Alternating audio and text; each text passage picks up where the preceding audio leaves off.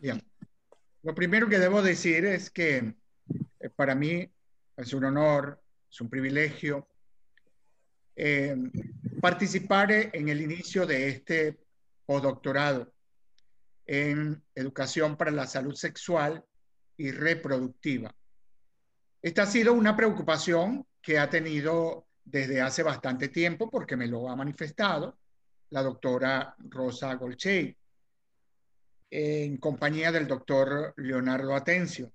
Entonces creo que esta iniciativa comienza con bastante éxito, no porque yo esté aquí, sino porque ustedes están presentes.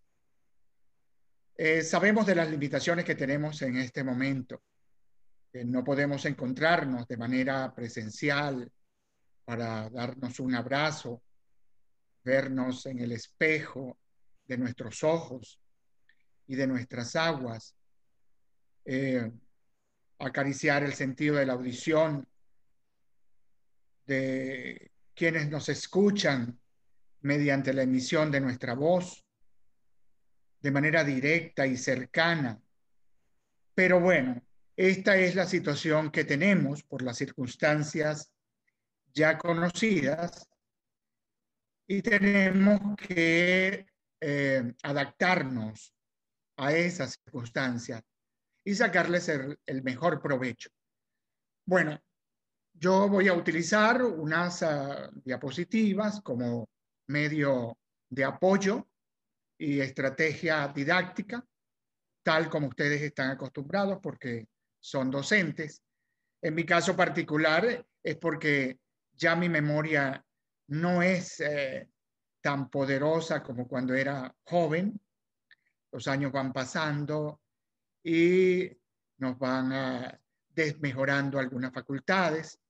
Y por lo tanto me voy a servir de estas diapositivas para conversar con ustedes en esta oportunidad. Yo he preparado una conferencia que he titulado Filosofía y Sexualidad. Un título muy sencillo para que me permita explicar luego en profundidad y con cierta amplitud lo que yo quiero transmitirles en esta mañana y que sirva de punto de partida para generar una conversación mucho más eficiente y que además genere en el futuro reflexiones más acabadas y más profundas acerca de este tema. Me parece extremadamente importante y que debe ser abordado desde distintas aristas, desde distintas perspectivas. En mi caso particular, la perspectiva es filosófica y yo diría, para hablar con mayor propiedad, que en esta oportunidad, particularmente desde la dimensión cosmogónica, quizá algo de mitos y los comienzos de esta maravillosa aventura del pensamiento que llamamos filosofía. Bien, sin más preámbulo, voy a comenzar. Ustedes, bueno, no les voy a pedir que me interrumpan porque quizá perdemos un poco de tiempo, pero estoy completamente a la orden y dispuesto a cuando ustedes lo consideren conveniente, interrumpirme para hacerme alguna pregunta. Con muchísimo gusto yo haré un alto y conversaremos. Bien, sin más preámbulo, voy a comenzar. En mis reflexiones de naturaleza filosófica, específicamente en el campo o la dimensión cosmogónica, he encontrado una relación vinculante, muy estrecha, muy profunda y además que se proyecta en esta aventura del proyecto civilizatorio humano enseñándonos muchas cosas. Esa relación es entre conocimiento y sexualidad. Entonces voy a hablar un poco de eso desde la cosmogonía hebraica. El conocimiento ancestral siempre ha estado oculto en las palabras, en las imágenes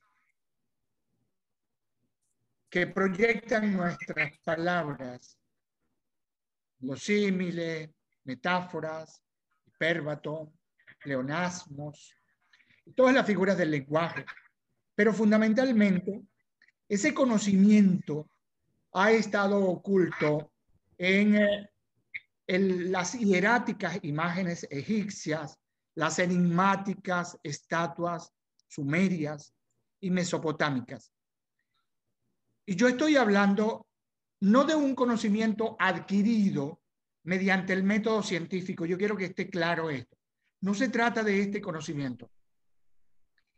Es una ciencia del espíritu, una ciencia ancestral, la ciencia de la vida, un conocimiento que no se adquiere por la vía de la observación científica, la inducción, la deducción o cualquier otro medio de naturaleza experimental, empírica o estrictamente racional. No se trata de ese conocimiento. Esta es una ciencia de la vida, la ciencia que nos es transmitida a través de las cosmogonías, a través de las religiones, a través de una reflexión muy profunda, inmanente a la naturaleza humana. Digamos que es un conocimiento revelado, un conocimiento que se obtiene mediante la contemplación, mediante la inspiración. Por lo tanto, no estamos hablando de una ciencia convencional. Ese conocimiento ha sido transmitido a la humanidad básicamente a través de historias, de mitos, cuentos, narraciones, y a través de estas formas ese conocimiento ha sido interpretado. Ese conocimiento, que no es un conocimiento científico, como ya lo dije, ha sido transmitido a la humanidad a través de historias, mitos, cuentos, narraciones, etc. Y se le ha dado en las diversas culturas, las diversas sociedades, en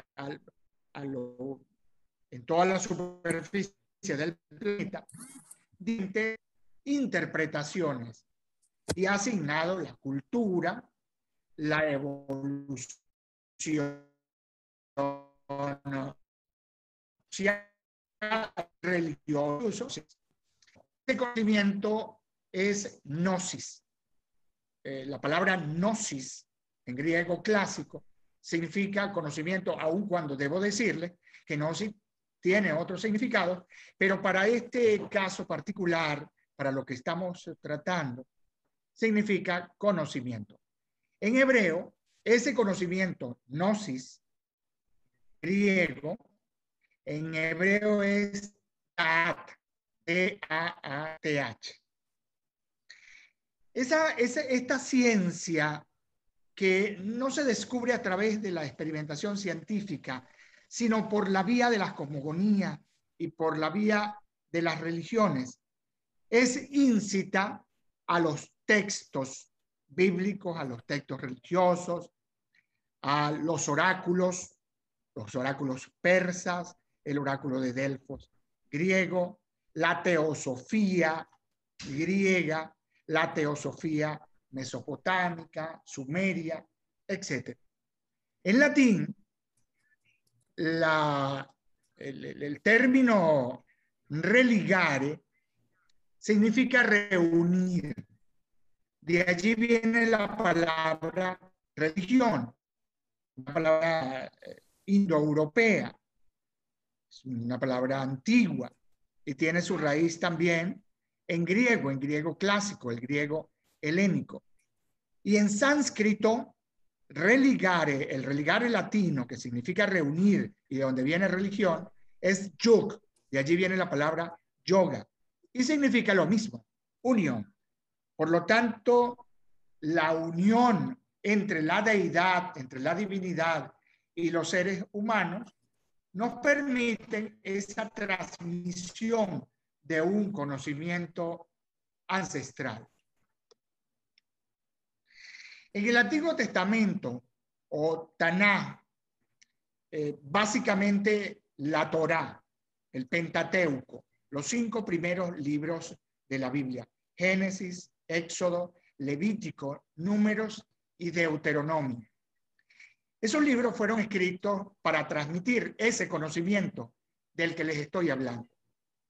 Pero ese conocimiento, a ese conocimiento no tiene acceso todo el mundo. Es por eso que se ha emitido esta frase conocida en todo el planeta. El que tenga ojos, que vea. Hay que tener ojos para ver ese conocimiento y oídos para oírlo. Pero no se trata de los sentidos materialmente hablando, de los ojos que tenemos en la cara o los oídos. No se trata de eso. Se trata de lo que decían los profetas de Israel. Shema Israel. Shema, escucha. Ese escuchar, ese contempla, reflexiona, profundiza. No se trata de ver una cosa material. Bueno, el Zohar es un libro, Zohar significa libro del esplendor, es un libro escrito por un monje de nombre Shimon Bar Yochai en el siglo I después de Cristo. Y en ese libro aparece lo siguiente: las narraciones del conocimiento son su vestidura. Los simples ven solamente la vestidura, es decir, ven solamente la narración del conocimiento, pero no pueden ver más allá. El instruido no solo ve la vestidura, sino también lo que está oculto por la vestidura. De tal manera que la reflexión, la contemplación, esa identificación con la deidad nos permite que nos sea transmitido un conocimiento ancestral, un conocimiento que no es una ciencia instrumental. Y hago énfasis en esto, no vayan a pensar ustedes que estamos hablando de la ciencia que nosotros hemos construido a través de la filosofía y a través de los sistemas de conocimiento ontoepistemológico a lo que estamos acostumbrados los investigadores en laboratorio y para construir un conocimiento aplicado. Entonces, detrás de esos textos, en esas imágenes, en esas estatuas enigmáticas, allí eso es la vestidura. Pero en el fondo hay algo que se nos está transmitiendo, una ciencia, un conocimiento. A ese conocimiento hay que acceder. Y por lo tanto, hay una unión importante entre conocimiento y el Taná, la Torá, el Pentateuco, esos 5 primeros libros de la Biblia que nos hablan de esa ciencia. Pero los distintos niveles significantes que se esconden en las letras hebreas no son visibles en todas las versiones del texto bíblico. Las primeras palabras del Génesis se leen de derecha a izquierda. Barasit, bara, Elohim. Y la traducción literal es: en el principio Dios crea. Barasit, bara, Elohim. En el principio Dios crea. Es la traducción literal que hacemos del texto bíblico. Pero en la traducción del Zohar, del libro del esplendor, se lee lo siguiente: en sabiduría Elohim crea. No se trata de un principio cronológico. astronómico. No se trata de un tiempo determinado en el que comienza un conocimiento. Se trata de un postulado fundamental que posee la deidad y que en su esencia es un conocimiento que le es propio, que le es inmanente, que identifica o se identifica con la deidad y nos es transmitido a nosotros. Y por lo tanto, en sabiduría, Elohim crea.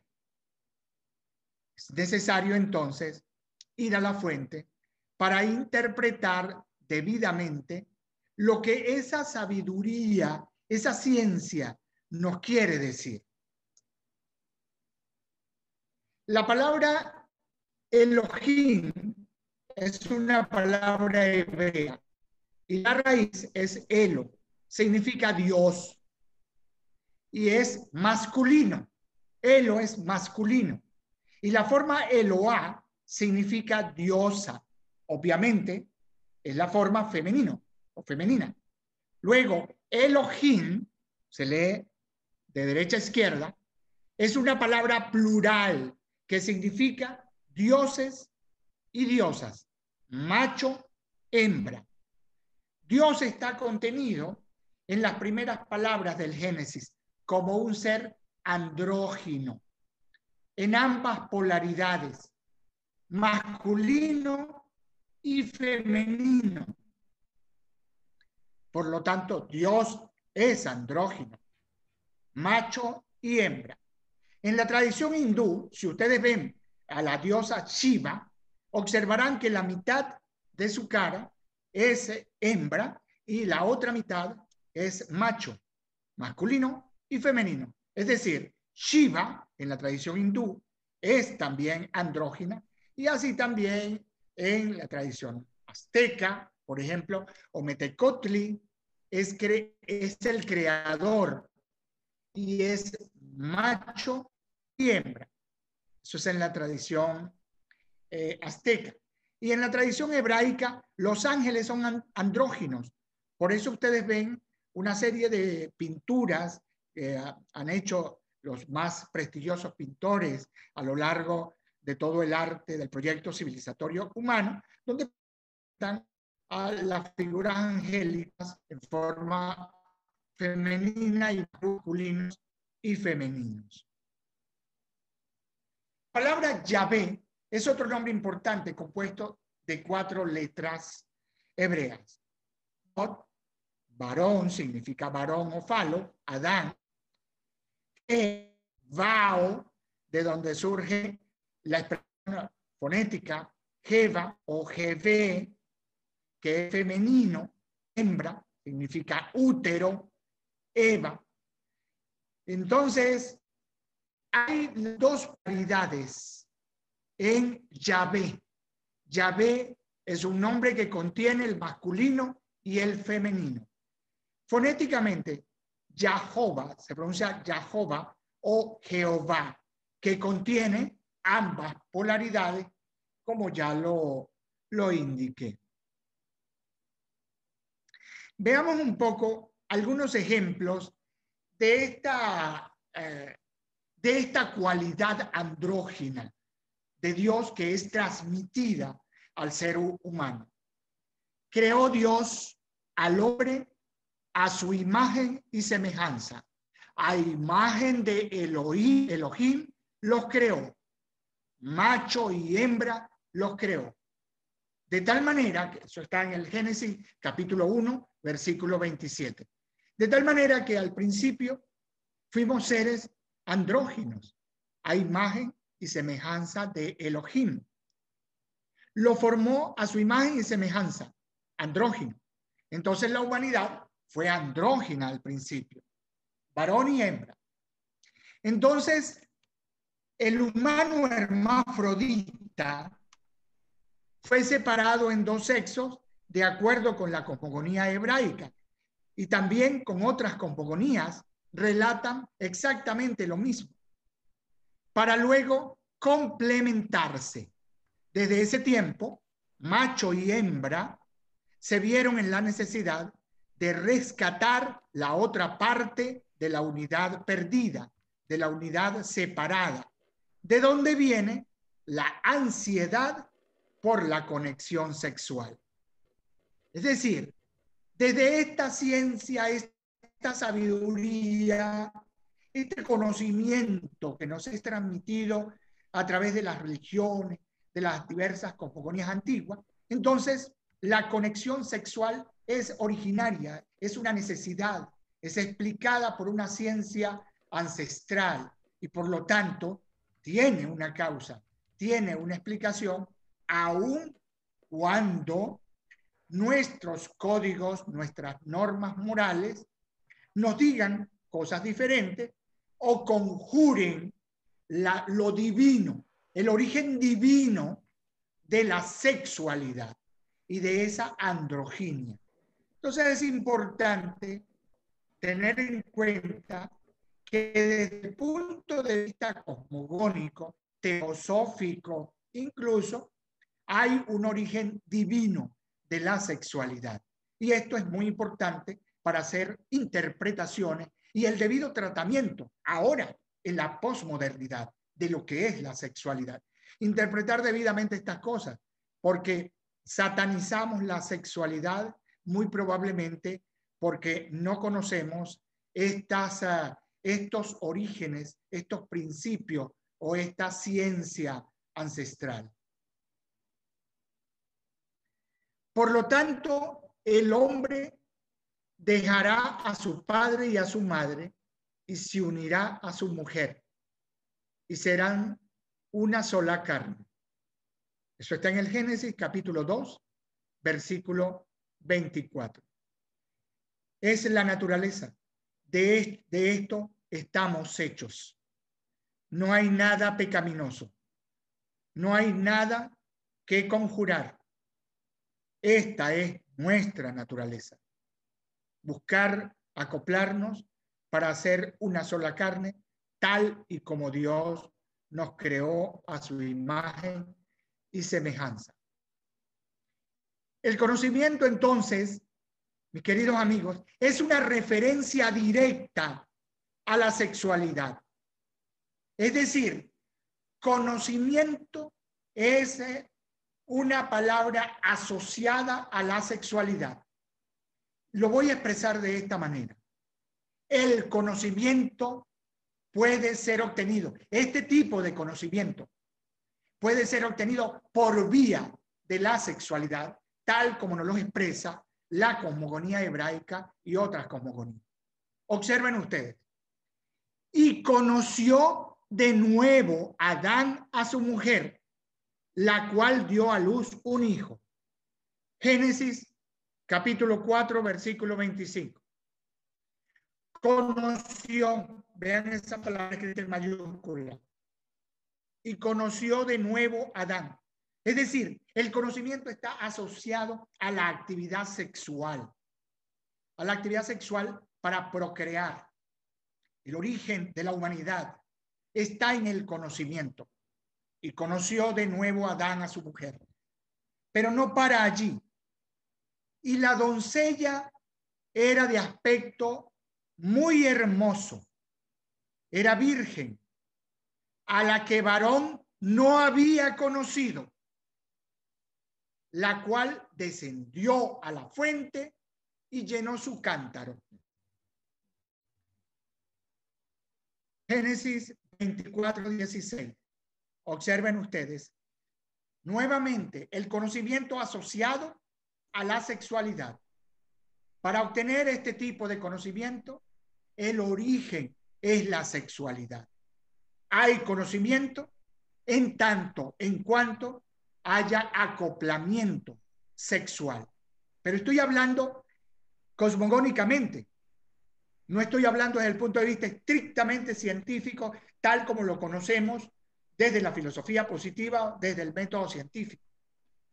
Un conocimiento, una ciencia diferente que se obtiene por vía, como ya lo dije, de la contemplación, de la inspiración y un conocimiento que se nos entrega por vía incluso religiosa. Entonces María, este es el Evangelio, entonces María dijo al ángel, ¿Y cómo será esto? Pues no conozco varón. Nuevamente, el conocimiento asociado a la sexualidad. No conozco varón. No he tenido relaciones sexuales. No me he acoplado con varón alguno. ¿Cómo puede ser esto? Es decir, el conocimiento asociado a la sexualidad. Obtenemos un conocimiento por esa vía. Cualquiera pudiera pensar que para obtener el conocimiento es necesario tener la sexualidad. Pero recuerden un poco el Génesis cuando hablaba de dos árboles, el árbol de la vida en el Edén y el árbol del conocimiento. Y Dios prohíbe, o sea, indica a Adán y Eva que pueden comer del árbol de la vida lo que quieran, pero que no se acerquen al árbol del conocimiento porque serán como dioses. Porque obtendrán un conocimiento igual que los dioses. Por eso la palabra conocimiento está asociada a la sexualidad. Pero a todas las jóvenes que no hayan conocido varón, acostándose con él, las dejarán con vida para ustedes. Nuevamente, el conocimiento asociado a la sexualidad. Por lo tanto, poco para concluir esta parte, el conocimiento está asociado a la actividad sexual. Si yo quisiera sacar una conclusión de esta materia, diría que desde lo ancestral, desde la cosmogonía, desde las religiones más antiguas, el conocimiento es algo divino. Pero también la sexualidad es origen divino. Y por lo tanto está asociado ese conocimiento que obtenemos de Dios a el acoplamiento sexual. Por lo tanto, no hay nada de qué avergonzarse. No hay nada que conjurar o darse golpes de pecho tipo catecismo para apartar de mí el pecado. No hay nada pecaminoso. Lo que es pecaminoso es utilizarlo para degradar a la naturaleza humana, para degradar la dignidad humana. En la cosmogonía griega, el símbolo de la sexualidad es la diosa Afrodita, la diosa de la belleza y del amor. Los romanos la llamaron en su cosmogonía, la pléyade de dioses de los romanos, la llamaron Venus. Y era considerada como la diosa de la fecundación, la diosa de la generación. Y con mucha propiedad, porque en latín, un verbo como amare es el verbo generare, fecundare, que tienen una raíz griega.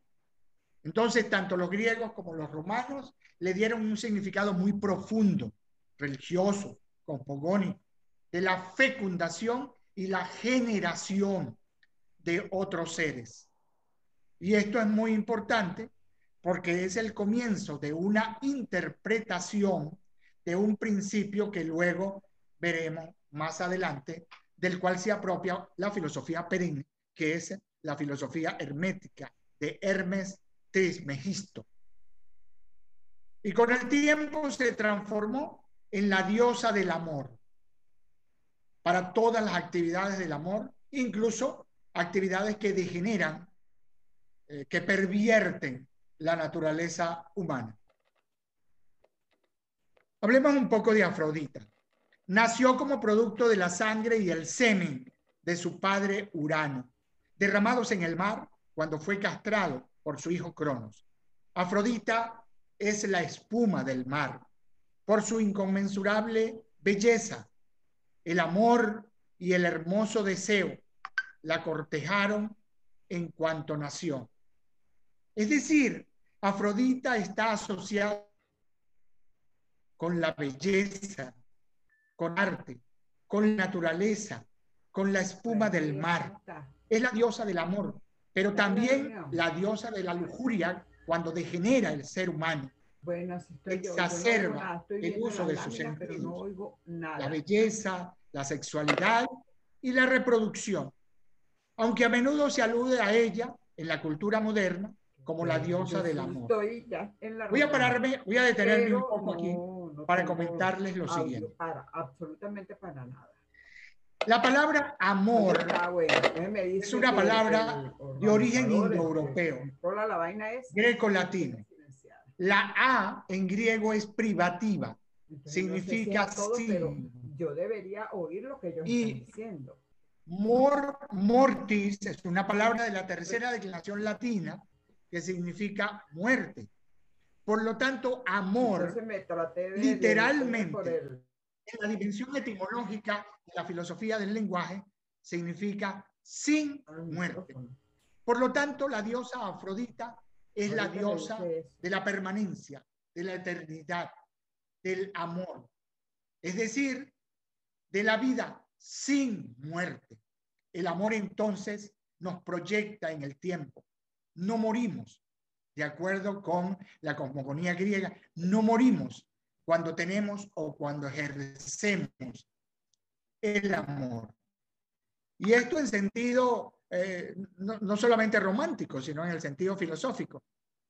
Y por eso, en una exacerbación de la figura de Afrodita, se transformó en la diosa del eros, es decir, de la atracción física, de la atracción sexual.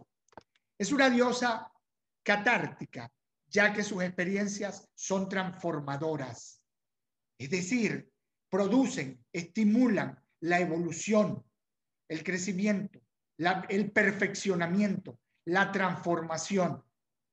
Esta deidad lleva a la mujer que encarna su arquetipo al disfrute de su cuerpo y de la sexualidad plena con el ser amado.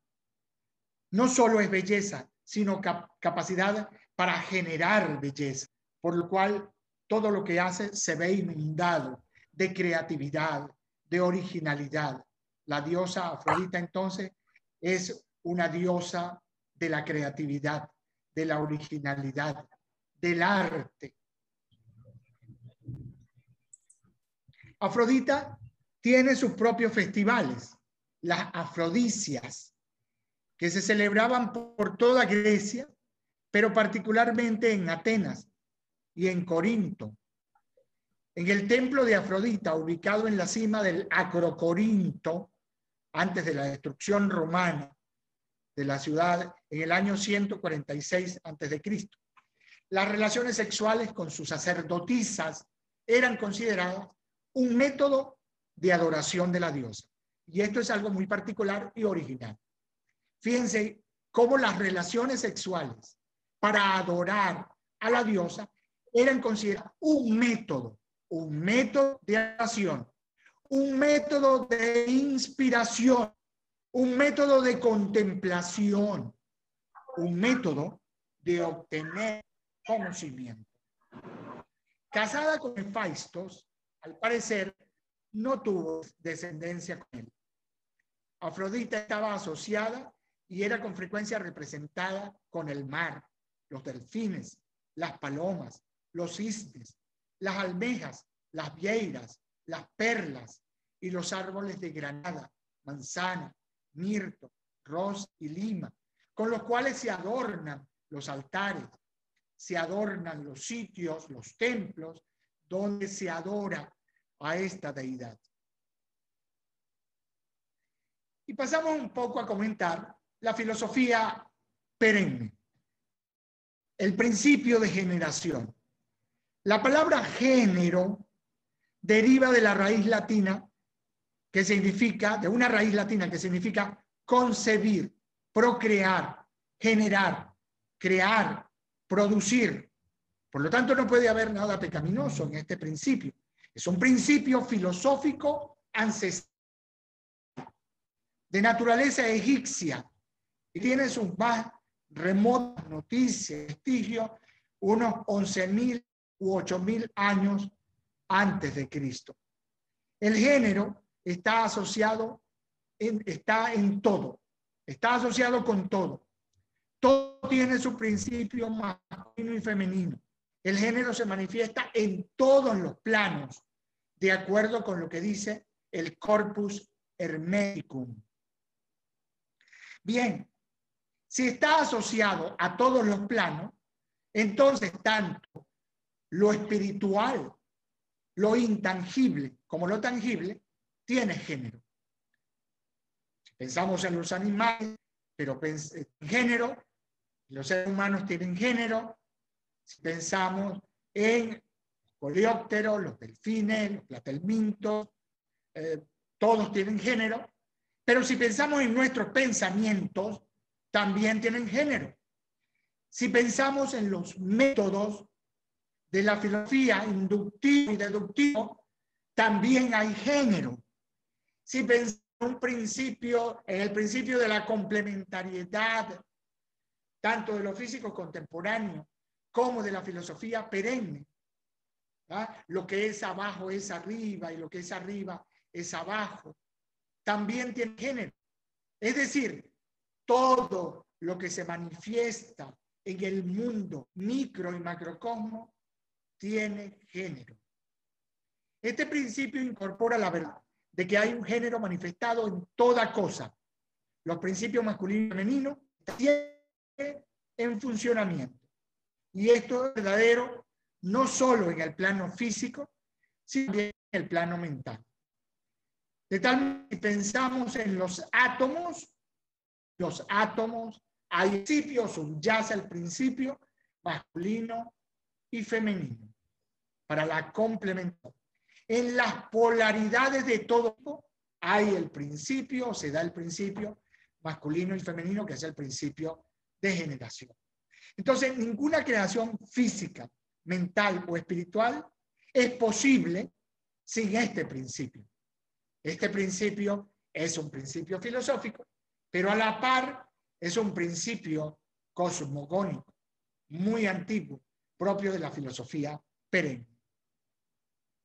Ahora bien, cerremos esa parte de mi conferencia y arranquemos con otra parte que me interesa conversar con ustedes, porque los organizadores de este postdoctorado me pidieron que hablara un poco de la bioética, sin desconectar, obviamente, de estas cosmogonías y de estos principios de los cuales hemos hablado.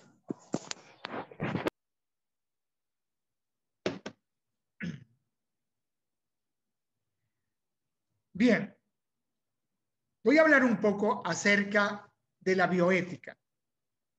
La bioética es tan antigua como la filosofía de la antigüedad tardía griega y de los grandes sistemas filosóficos de la antigüedad, de la Grecia helénica, y luego se proyectan en el tracto civil humano, buscando en ese devenir, en ese movimiento de devenir, sujeto a la conmoción, a la alquimia del pensamiento, a la transformación que nos sacude, buscando un perfeccionamiento de las relaciones sociales y de la construcción de la sana convivencia en sociedad, para dirimir grandes dilemas de las cosas que hacemos.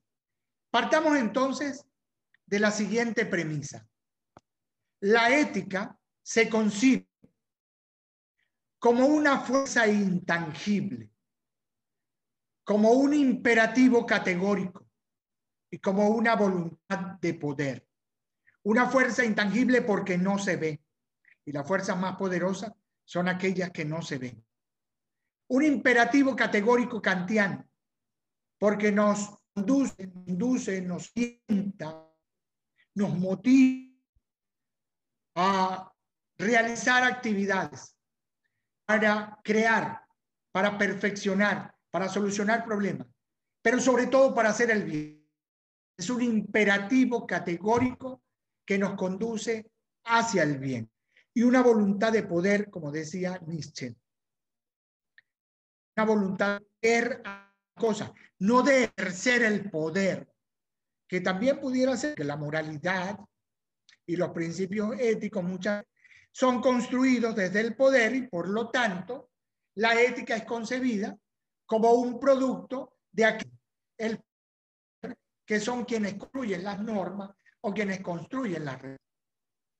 Vale el ejemplo de la doctrina social de la Iglesia. La doctrina social de la Iglesia en el medioevo creaba la norma moral, y por lo tanto la imponía, que era un poder civil, un poder religioso, incluso un poder militar, y se imponía la norma, y esa norma había que seguir. Una voluntad de poder o de ejercer, no de poder hacer el bien, sino más bien de ejercer el poder para imponer una norma.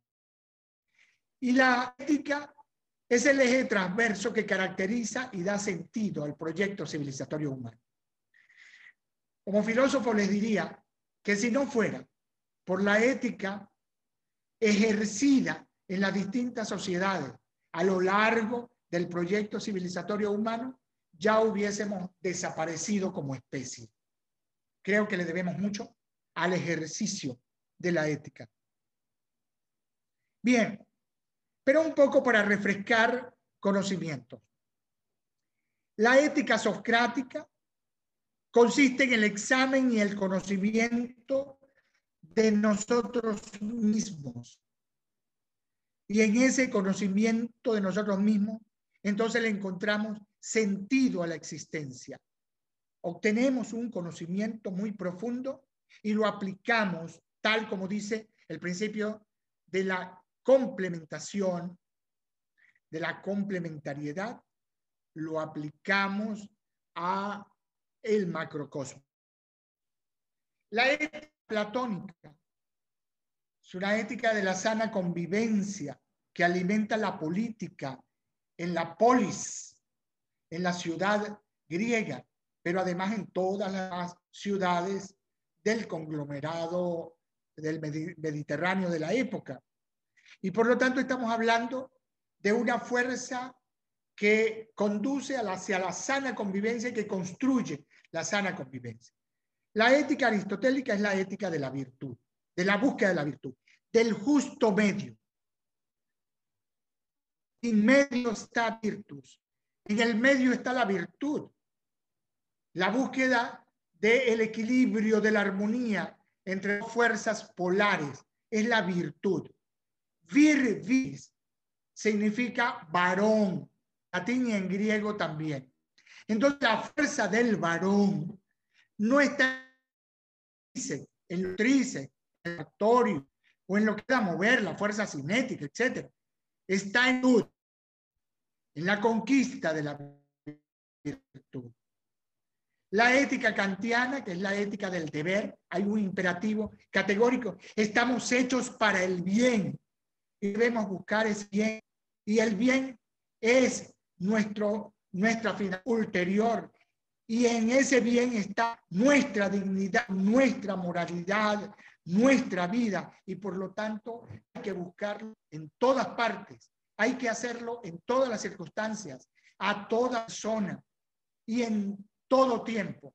Estamos hechos indefectiblemente para el bien y respectivamente de nuestra condición social, de nuestra condición profesional o de nuestro estatus político, militar, etc. Estamos destinados al bien.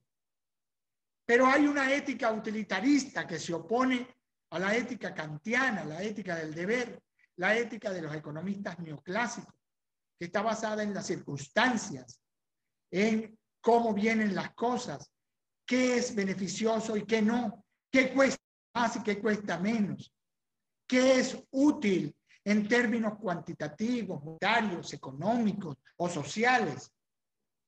Y todo aquello que está sometido a las circunstancias es efímero, porque no está basado en principios.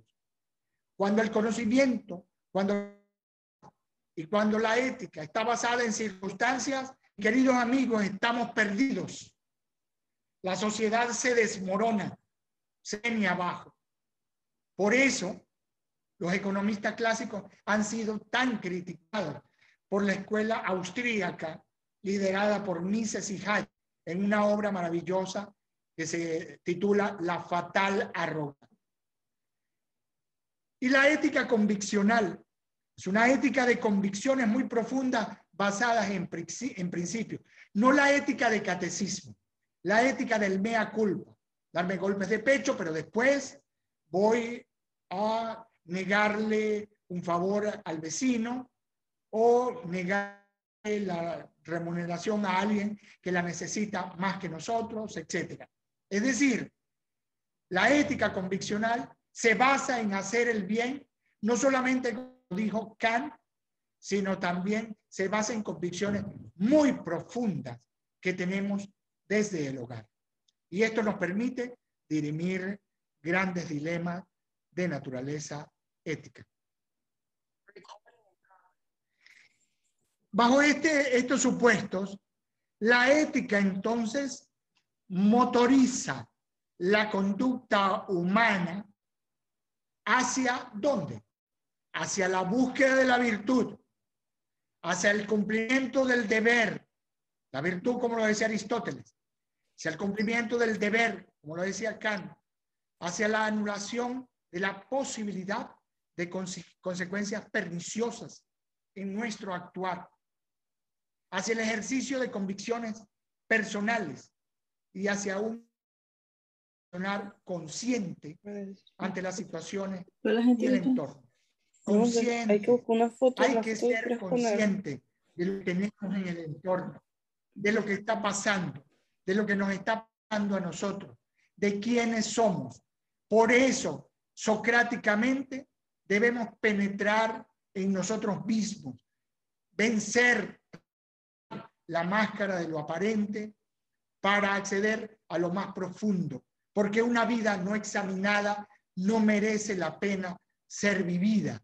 Y estoy parafraseando al filósofo de Delfos. Estamos entonces, estimados participantes del postdoctorado, en presencia de una ética que alimenta la conciencia, de estar consciente freudianamente, que orienta la vida y la conducta diaria, que racionaliza nuestras acciones, que estimula la libertad de pensar y motiva el diálogo como vía para llegar a conveniencias y acuerdos consensuados, no para monólogos. Aquel que tiene la última palabra tiene toda la certeza, no quiere dialogar, lo que quiere es imponer su verdad. No dialoga quien trae preconcepciones, dialoga quien comparte opiniones, razones, argumentos, sus discursos, y que lo enriquecen otros discursos de los demás para revisarse constantemente. Dialoga aquel que tiene ética, que busca la virtud, aquel que está destinado hacia el bien, el que quiere imponer su verdad, simplemente tiene la voluntad de ejercer el poder. Entonces, a través de esta ética, se cultiva la racionalidad, se afianzan las convicciones, se genera libertad de pensamiento, de libre albedrío, se toman decisiones bajo certidumbre o bajo principios, se fomenta la confianza. En un país como el nuestro, donde estamos llenos de desconfianza, desconfiamos de todo el mundo, vivimos en una zozobra que nos produce daño moral, angustia, nerviosismo total, porque no tenemos confianza. Es terrible, es horrible actuar y vivir en un clima de desconfianza. Esta ética fortalece el valor del trabajo. El trabajo no es una maldición, es una bendición. El trabajo deshierva el jardín, pero también deshierva nuestra mente. El trabajo mina el carbón de la tierra y descubre el diamante. El trabajo construye puentes sobre los abismos. El trabajo construye la virtud, nos consolida como sociedad y nos edifica personalmente.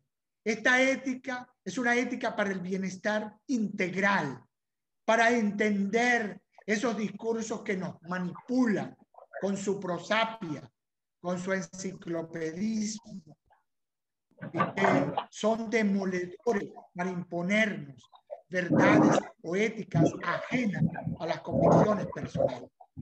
Se asume responsabilidad por lo que decimos, hacemos o dejamos de hacer y orienta la búsqueda de la verdad.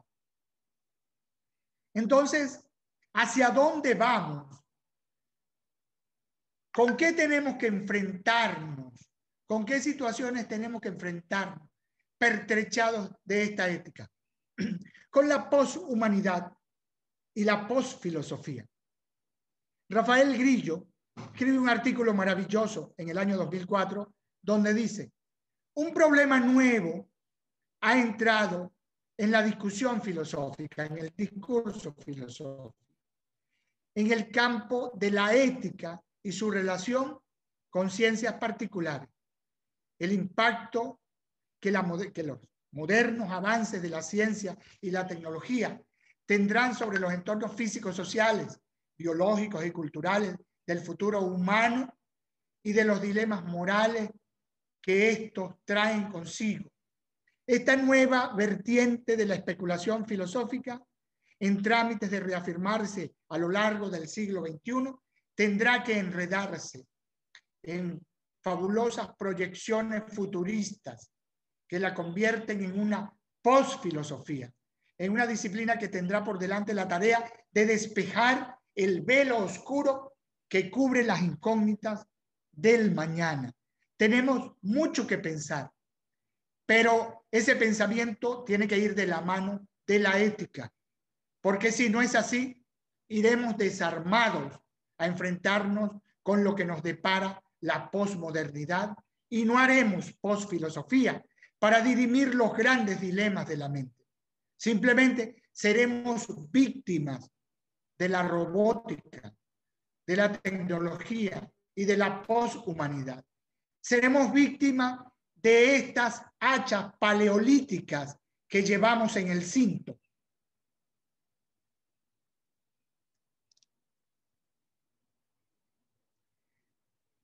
Y bueno, creo que estoy terminando. Estoy abusando del tiempo de ustedes con tanta información. ¿Cómo nos enfrentamos a esta pandemia del COVID-19? Solo con ivermectina, con antibióticos, con acitromicina, con ibuprofeno y con algunas recomendaciones instrumentales de la medicina alopática.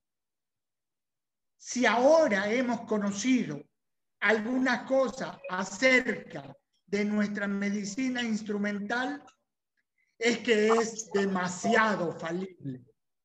Se han derrumbado mitos de nuestra medicina. Se han derrumbado mitos de nuestro laboratorio, de nuestra actitud científica.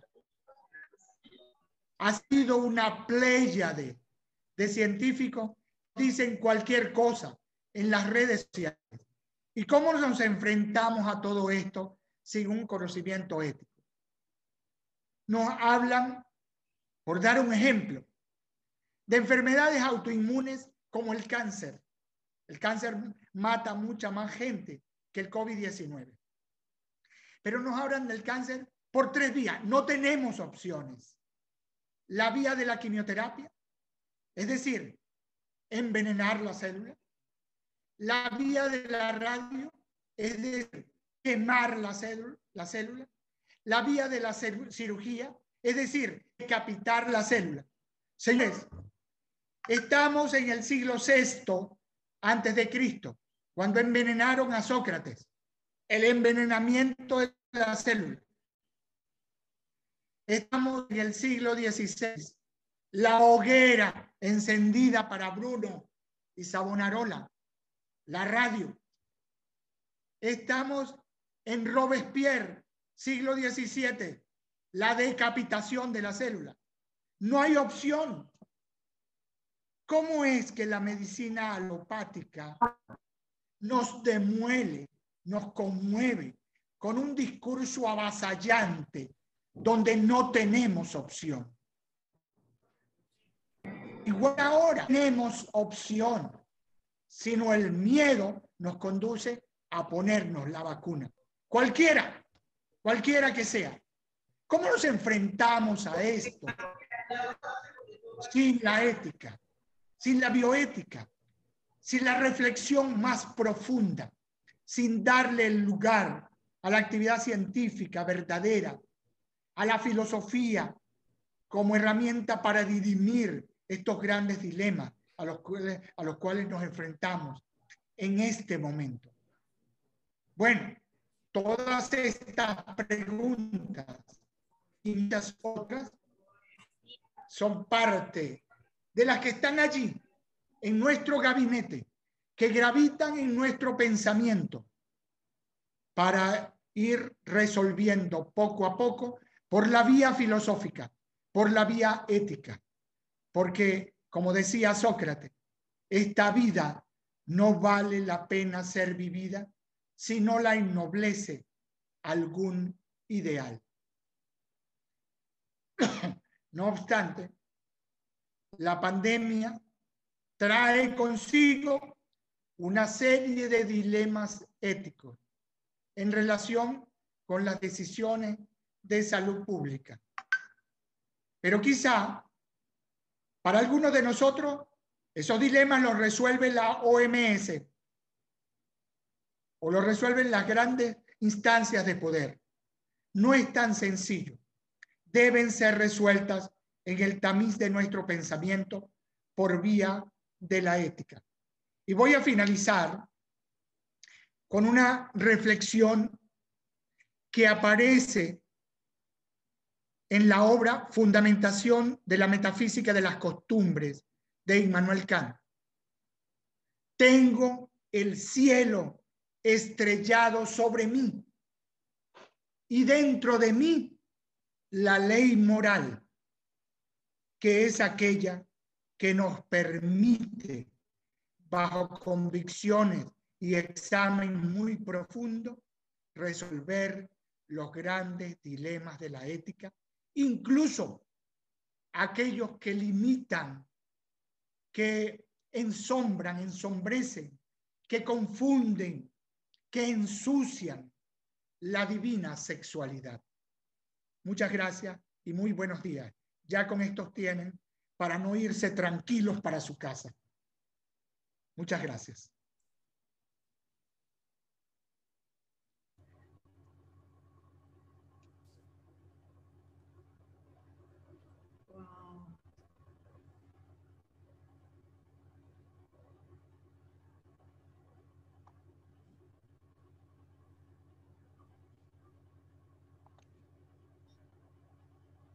Bueno, ahora ustedes tienen la palabra. Muchas gracias, doctor. Por aquí le habla el doctor Fernando Alvarado. Vamos a pasar al tiempo en lo que es el diálogo entre lo que es el conferencista y los estudiantes participantes del postdoctorado. Entonces, un gusto, doctor. Muchas gracias. Es un gusto. En este caso, si uno de los estudiantes del postdoctorado tiene alguna inquietud, alguna interrogante que pudiese hacerle a nuestro magnífico ponente, este es el verdadero momento. Muchas gracias.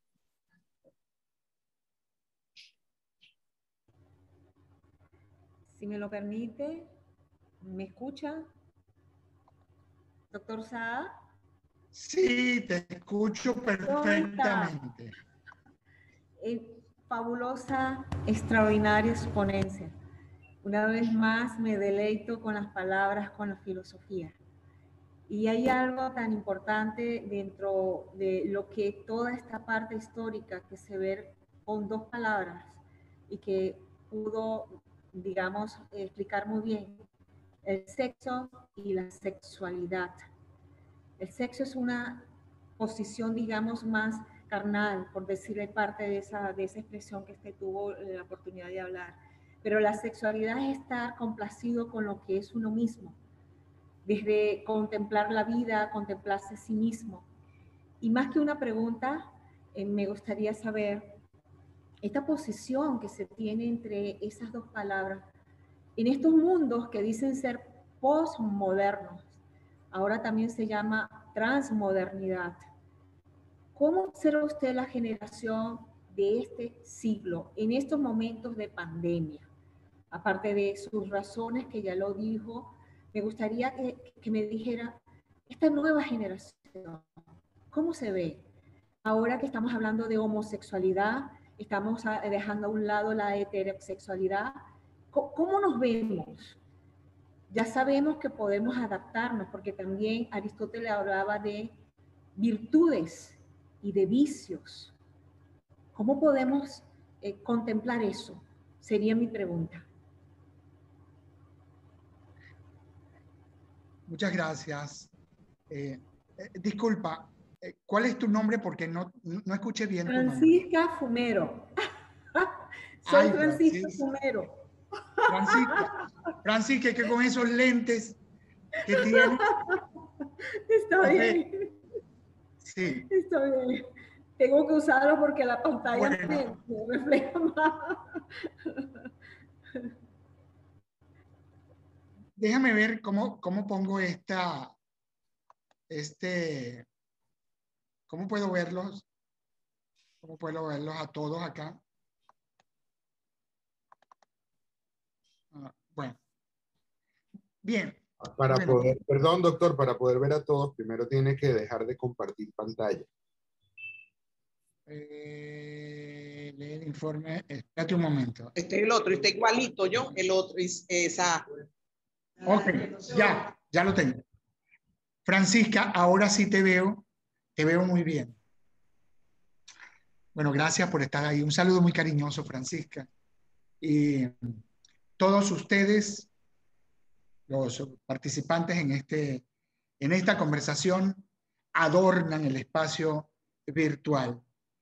Y sobre todo las damas que son las flores que nos motivan a todos, tal como lo propugnaban los adoradores de Afrodita en la antigua Grecia.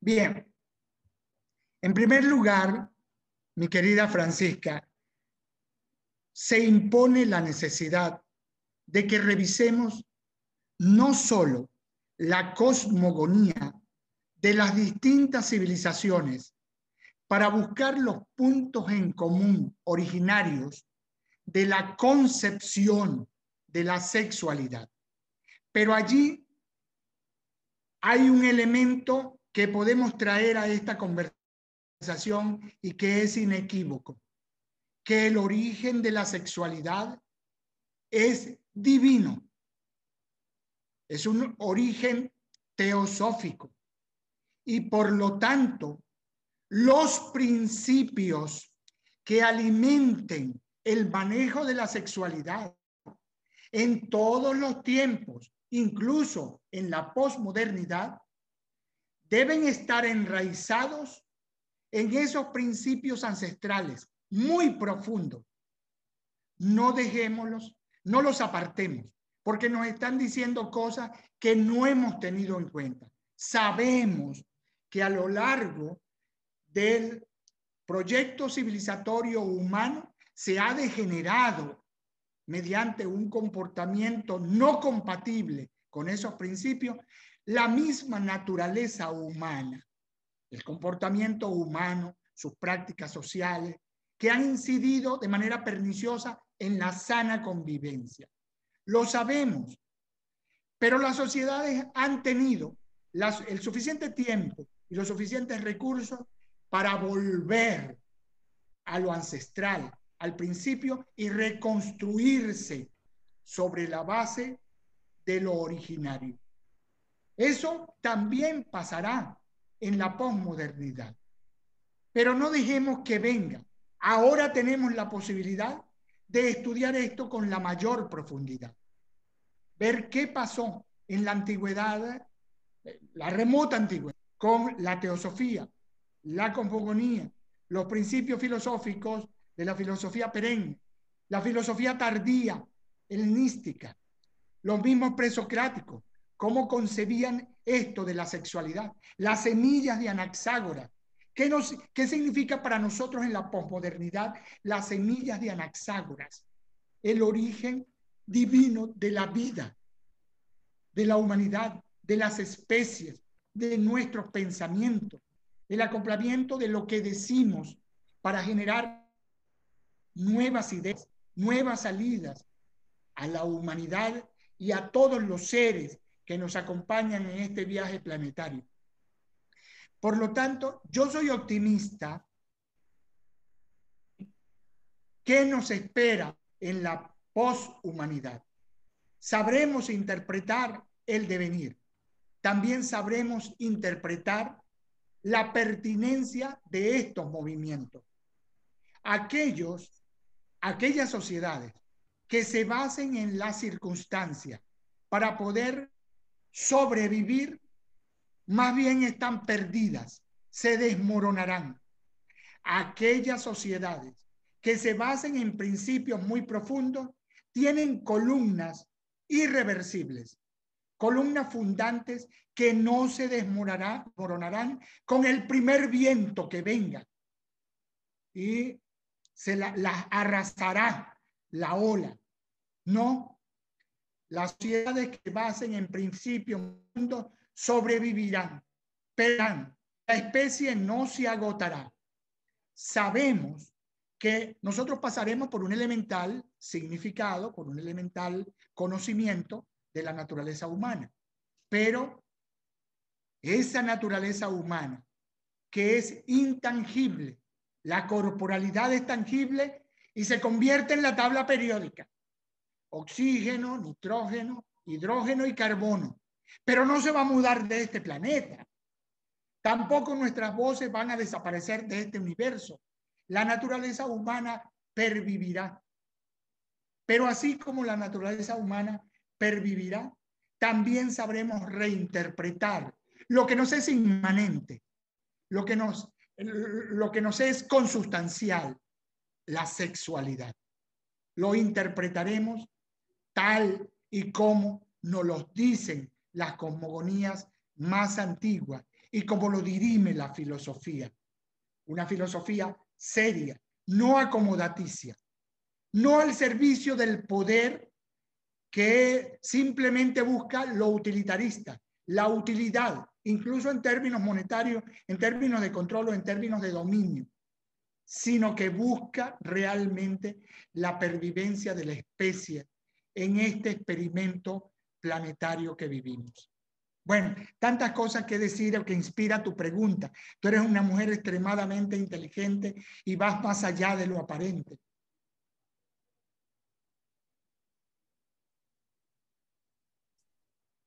No te escucho. Doctor. Sí.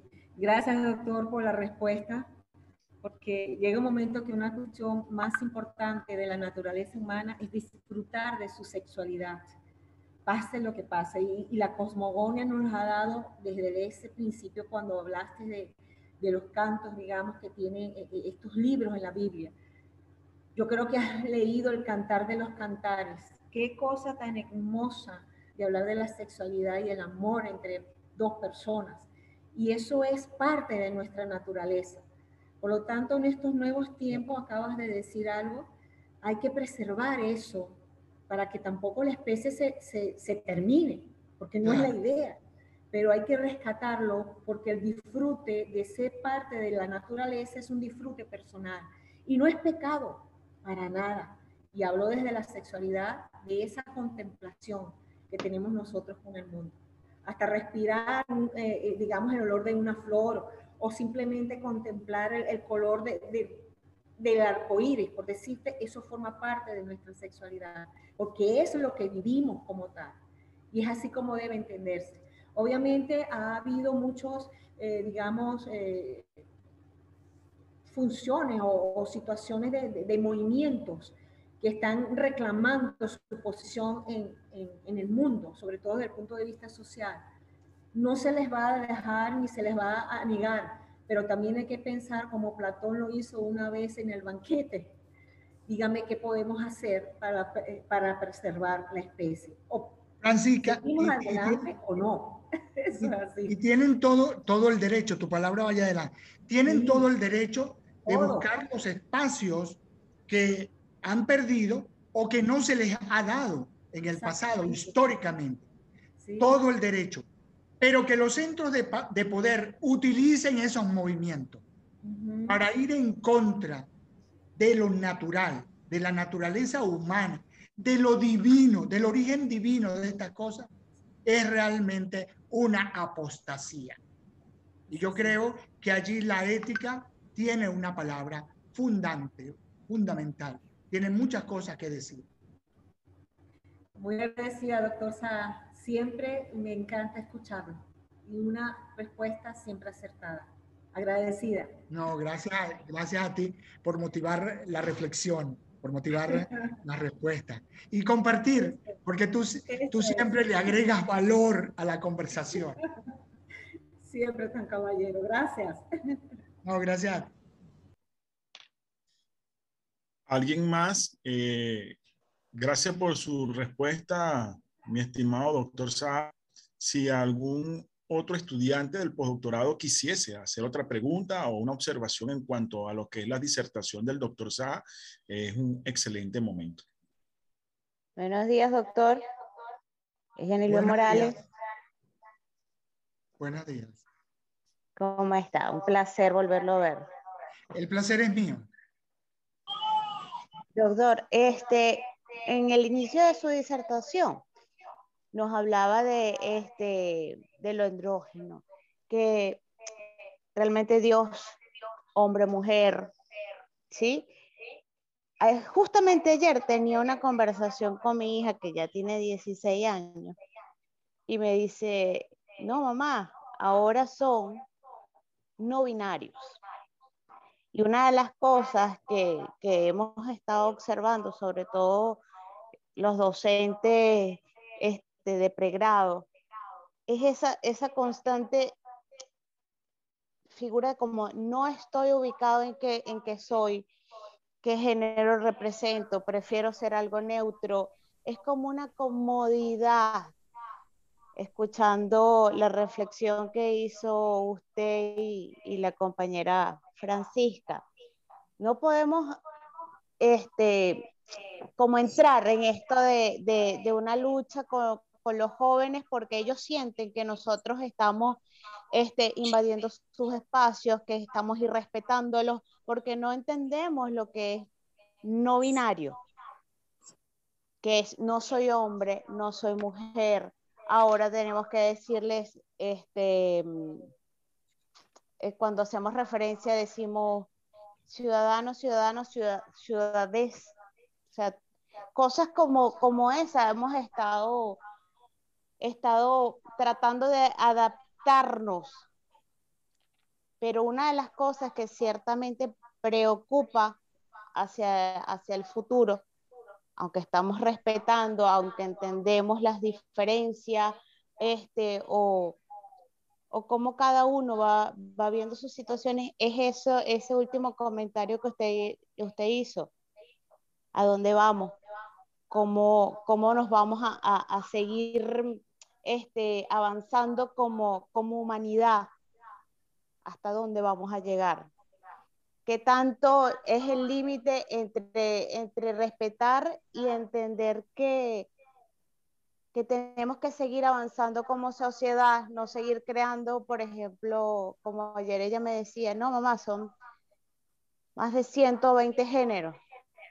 Yo me quedé asombrada, pero son cosas que ellos como jóvenes te van explicando, porque definitivamente como que nos quedamos atrás.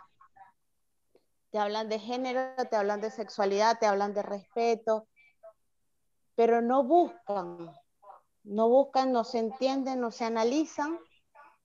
Y cuando usted empezó a hablar de que somos, que venimos de hombre, mujer, que Dios es una figura, incluso hablaba de la parte del origen, se me fue la palabra, andrógeno, de ahí ellos se van agarrando. Ahora te dicen incluso, el género es un invento. Con todas esas cosas tenemos que lidiar. ¿Qué opina usted, doctor? Bien, son muchas cosas que me has planteado. Y voy a comenzar un poco a comentar tu inquietud por lo siguiente, por esta vía. El conocimiento nadie lo agota. No podemos agotar el conocimiento. ¿Quién agota la química? ¿Quién agota la biología? ¿Quién agota la física? ¿Quién agota la filosofía? Nadie. Es un mundo inexplorado. Pero el ser humano debe tener un punto en el cual asirse, en el cual enraizarse, para no desaparecer como una brizna de paja en el universo, como un átomo o como algo que es llevado a cualquier parte por cualquier viento que sopla. Es necesario asirnos, enraizarnos, sostenernos en un principio determinado. La religión nos hace un aporte significativo y nos dice, estos son algunos principios en los cuales debe sostenerse el ser humano para no desmoronarse. Y cuando digo desmoronarse, me estoy refiriendo a todo lo que representa no solo el proyecto civilizatorio, sino a desmoronarse como persona, su dignidad, su moralidad, su ética, su trascendencia construida sobre la base de su ética. Por lo tanto, una primera conclusión es esta: necesitamos principios. El ser humano necesita principios. Sin principios estamos a la deriva. No vamos a llegar a ningún sitio, ni nos vamos a sostener en nada. Es como cuando vamos en un avión y viene una tormenta. ¿De dónde nos agarramos? No podemos agarrarnos en ningún sitio, de nada. O cuando nos entregamos para una operación, que estamos en manos de la anestesia y desaparece nuestra conciencia. No sabemos qué pasó. Es un tiempo en el cual no tenemos conciencia de eso. Entonces, necesitamos, mi querida doctora, necesitamos principios. Eso es lo primero que diría como filósofo. Y lo digo como un filósofo anclado en lo clásico. No porque lo moderno y lo posmoderno no sea bueno y nos haya hecho ingentes aportes. Claro que nos ha hecho, tanto a la filosofía como a la ciencia. A esos aportes le debemos lo que ahora tenemos y lo que ahora somos. Pero es absolutamente necesario que tengamos unos puntos de los cuales, unas columnas de las cuales agarrarnos. En materia de sexualidad, el bombardeo de los medios de comunicación, el bombardeo de las ideologías y de las ideologías más controladoras que se apropian de los movimientos para sus propios fines ulteriores y evaporar los grandes relatos, evaporar esas columnas o esos principios, no solo ponerlos en duda, porque eso me parece muy bien desde el punto de vista filosófico, para ir más allá de lo aparente, sino que sencillamente se quieren desmoronar sobre la base del ejercicio del poder y del control omnímodo que se apropian de esos movimientos. Y allí, ¿qué es lo que subyace? Subyace un gran materialismo, el mayor peligro que tiene la sociedad planetaria, nuestros hijos, el ser humano del futuro.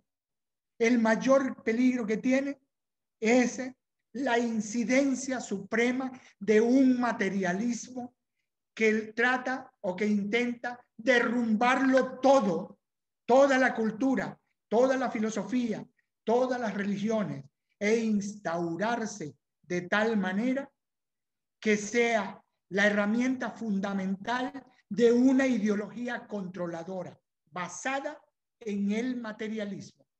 ¿Y qué significa esto? Que el cuerpo, la corporalidad, es lo fundamental. Recuerda, para la filosofía, para un clásico como Immanuel Kant, esto no lo es todo.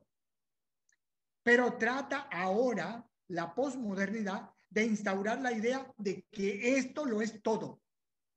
La corporalidad es el objeto para todas las ciencias, para las ciencias médicas, para la psicología, para la filosofía, para la sociología, para todas las ciencias, las fácticas, las aplicadas, las ciencias del espíritu, etc.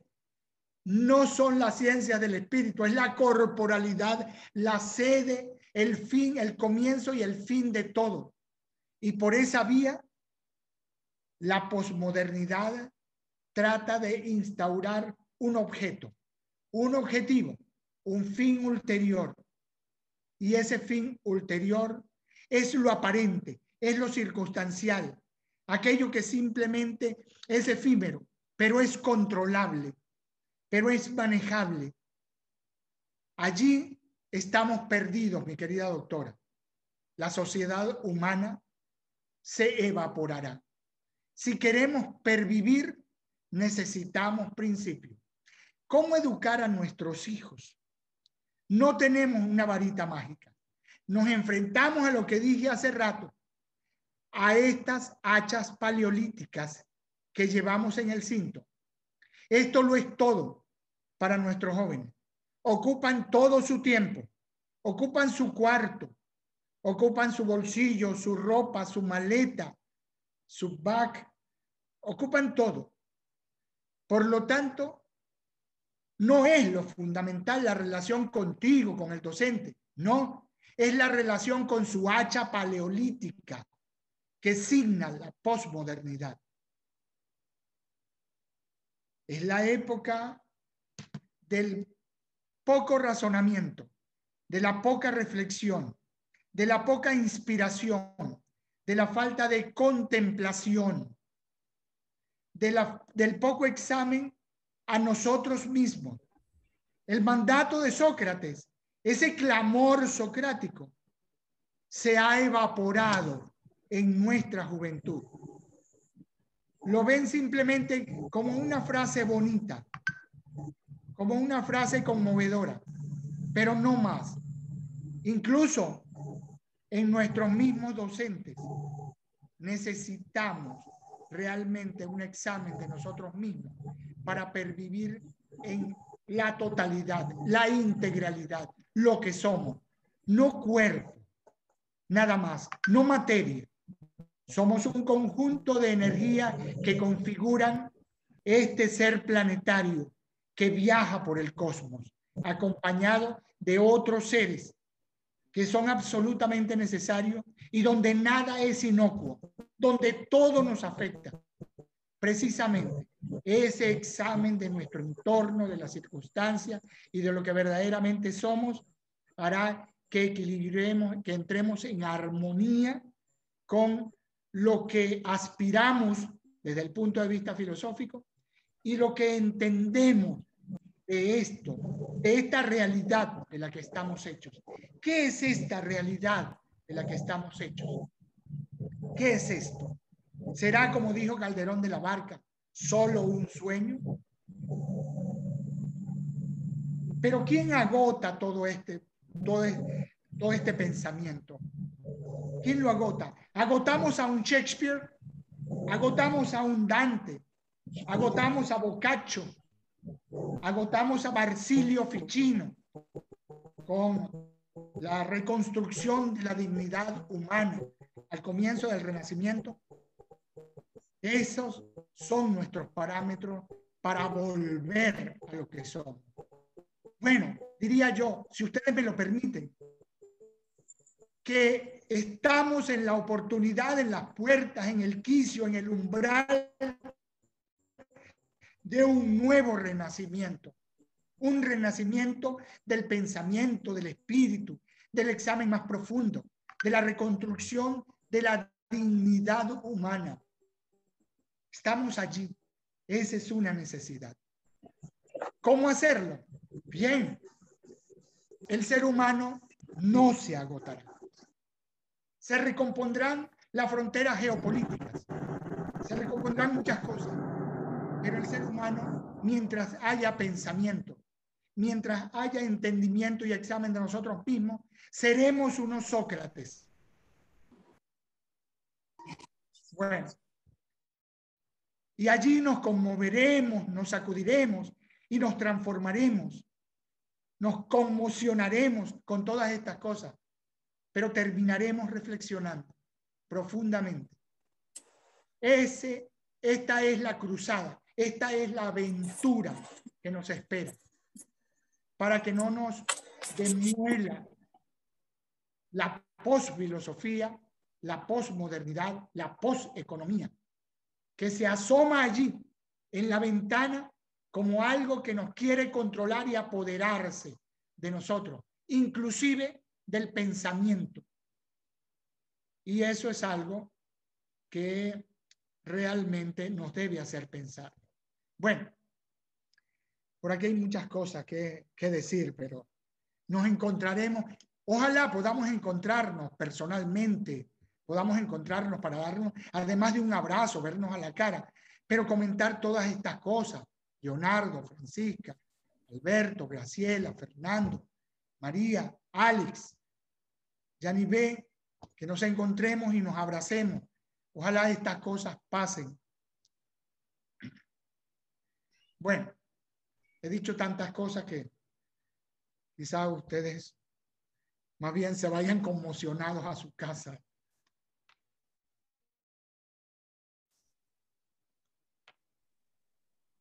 Doctor, un placer volverlo a escuchar. Siempre es un privilegio contar con sus palabras, asistir a una de sus conferencias.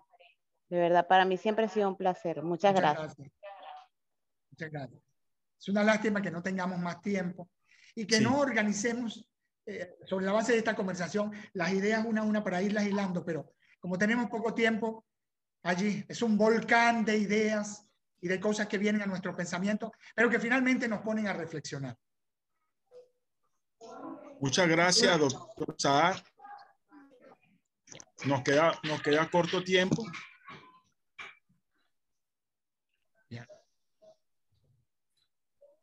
Sí, buenos días. Buenos días, doctor Saad. Disculpe la interrupción. Doctor César Castellanos. Sí, buenos días. Nos queda un corto tiempo y debemos finalizar. Muchas gracias, doctor Alvarado. Solamente, en primer lugar, enunciar mi agradecimiento al doctor Saad por estas reflexiones muy pertinentes en este momento, en esta época, y compartir toda esta, vamos a decir, diversidad, ¿no? de planteamientos fundamentados en lo que ha sido el devenir de la humanidad. Y bueno, no tenemos el tiempo ahora, pero me gustaría quizás dejar en la mesa para una reflexión posterior, si es que el tiempo ahora no da, un poco su perspectiva ante esto. Por lo que usted va planteando, estamos no solamente en una época o en una era de cambios, sino que estamos ante un cambio de era. Y todo esto es simultáneo, y esto genera una suerte de vértigo o de náusea sartriana, ¿no? Pero bueno, quienes estamos metidos en el remolino estamos viviendo este desconcierto, pero ¿hasta qué punto, desde su punto de vista, en el marco de ese no agotamiento del conocimiento y en el marco de esa transformación necesaria y en el marco de esa convivencia imprescindible para la sobrevivencia. Hasta qué punto se pudiese, la nueva era o la nueva expresión de la humanidad pudiera convivir en una suerte de bioética no monista, ¿no? Donde convivan distintas perspectivas bioéticas y confluyan en una diversidad y en un ramillete bioético, no fundamentado solamente sobre principios teocéntricos o teológicos, sino que pudieran convivir con otros modelos bioéticos. A mí me encantaría entender su perspectiva y su opinión sobre esta posibilidad. César, esa inquietud gravita en la mente de muchas personas, y no digo solo de los filósofos o los pensadores de estas cosas. No obstante, estamos en un momento, este cambio de era, o esta era de cambios vertiginosos, donde las olas sociales, económicas, políticas nos atropellan y tienden a desmoronar todo lo que hemos construido, incluso nuestras propias convicciones. Aquí es absolutamente necesario que entendamos que las fuerzas polares, que aquellas fuentes de poder no quieren parcelas de control, quieren control total. Y esto lo facilita el avance de la tecnología informática, de la teleinformática y los últimos descubrimientos de la comunicación y la información. Sirviéndose de esto, estos grandes centros de poder quieren arrasarlo todo y controlarlo todo. Eso por una parte, que está en perspectiva y hay que pensarlo. Pero no hemos llegado al final de la historia, como dice Francis Fukuyama, o a la muerte del hombre, como dice Michel Foucault, o a la muerte de Dios, como también se desprende de las obras de Nietzsche, así habló Zaratustra, sino que esto es un punto de partida para seguir reflexionando, para seguir pensando, para seguir construyendo. Porque así como la química, el conocimiento, la biología, etcétera, no se agota, tampoco el pensamiento se agota. Tampoco la identidad del hombre con el universo se agota. La identidad existencialista no construida solo en el tracto civilizatorio humano, sino en la proyección del pensamiento, tampoco se agotará. Y aquí está depositada la esperanza, tanto de la humanidad como la esperanza del mismo universo del pensamiento, de la ciencia, de estas aspiraciones filosóficas nuestras, de surcar el mundo con nuestras palabras, con nuestras voces, con nuestros deseos, con nuestras querencias, con nuestras interpretaciones. Entonces, creo que esto no es la muerte de nada, es la gran oportunidad para el hombre resolver sus grandes dilemas éticos, pero también seguir avanzando, cruzar el quicio de la modernidad y de la posmodernidad para ir hasta una vía que construya verdaderamente esa identidad a la cual aspiramos desde el punto de vista filosófico, pero que aspiramos desde otras dimensiones, de la dimensión contemplativa, mística, religiosa, desde la dimensión estrictamente científica y así tecnológica, y que éstas confluyan para una armonía y equilibrio de la existencia del hombre. Quizá esto que yo estoy diciendo suene a un sueño, pero ¿quién no sueña? Calderón de la Barca ya nos decía en La vida es sueño, ¿verdad? Que la vida posiblemente sea un sueño. Bien, sigamos soñando en esta aspiración de conocer nuestro micro y nuestro macrocosmos. Sobreviviremos. Muchas gracias, doctor Saad. Muchas gracias por su ponencia, por su disertación. Vamos a escuchar las palabras de cierre del doctor Leonardo Atencio, quien es el relator del postdoctorado actualmente cursado.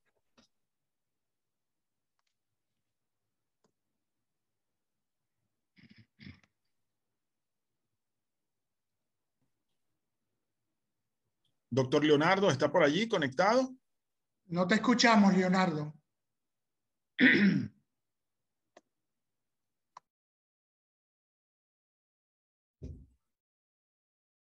Bueno, proseguimos. La doctora Fumero estará conectada. Perdón, doctor Alvarado. El doctor Leonardo está conectado y veo que su micrófono también está abierto. Por alguna razón no lo estamos escuchando. Vamos a ver si tiene... Creo que tiene el micrófono silenciado. Vamos a ver.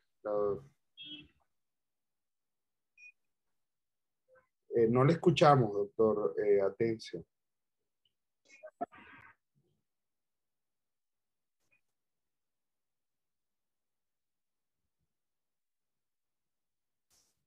Sí, lamentablemente él está allí, tiene su cámara abierta. Le estamos mirando, pero no le escuchamos. ¿Alguna dificultad con su dispositivo?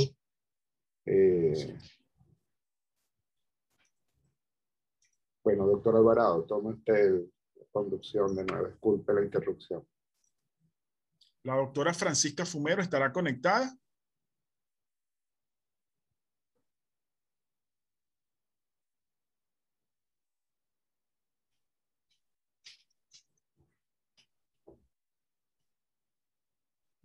Bueno, para nosotros es un gran placer haber iniciado este postdoctorado, el cual trata sobre lo que es la educación sexual y reproductiva. Muy agradecido por el doctor José Saad y su disertación majestuosa, brillante. Estamos completamente agradecidos, doctor. Hemos llegado al momento de culminar este maravilloso espacio académico. Gracias por su atención y para nosotros es un privilegio contar con usted, doctor Saad. Podemos dar por culminado este tiempo de encuentro académico. Muchas gracias, doctor Saad. Muchas gracias a todos los estudiantes del postdoctorado. Bendiciones totales. Saludos.